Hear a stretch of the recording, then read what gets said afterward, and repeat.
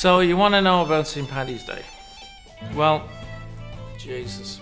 It's totally f***ing different back home in Ireland than it is stateside. One of the interesting factors is St. Patrick is the patron saint of Ireland. St. Patrick is the one that was enslaved in Ireland, who was actually originally, I believe, from Scotland. He actually wasn't even born in Ireland.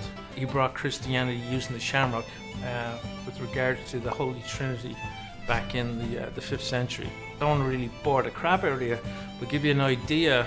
He died on March 17th, so he was canonized by the Catholic Church in the 1700s. It's kind of ironic that the Scotsman is the patron saint of Ireland, and 1762 is the first recorded St. Patrick's Day parade, which was in New York, but yet Ireland was still under British rule at the particular time.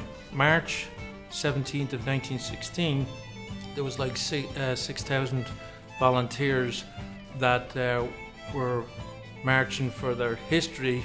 It's kind of ironic because a month later you had the 1916 Rising on Easter Sunday, which led to the Irish leaving the English. What was interesting, the Irish government banned the sale of alcohol in Ireland in 1927.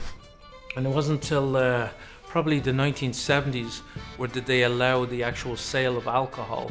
In Ireland, there's 2 days a year that the bars were closed.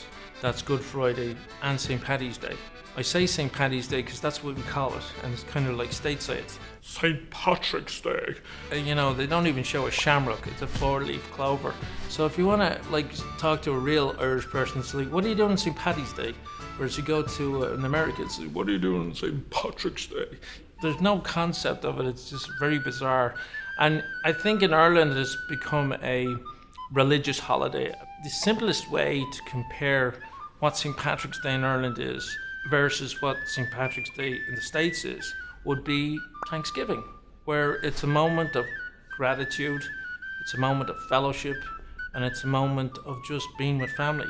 So back home it's a national holiday, and back home, since the pubs were closed when I was growing up, it was a time when you'd go to mass in the morning, you'd wear your tricolour, you know, you have your white and you have your orange. You kind of tone down the orange because you don't want to be known as an orangeman.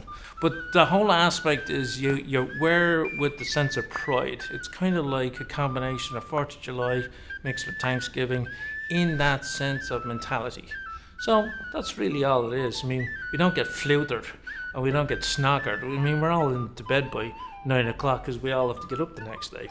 But again, it's just like a time of family and being proud of your heritage. That's about it.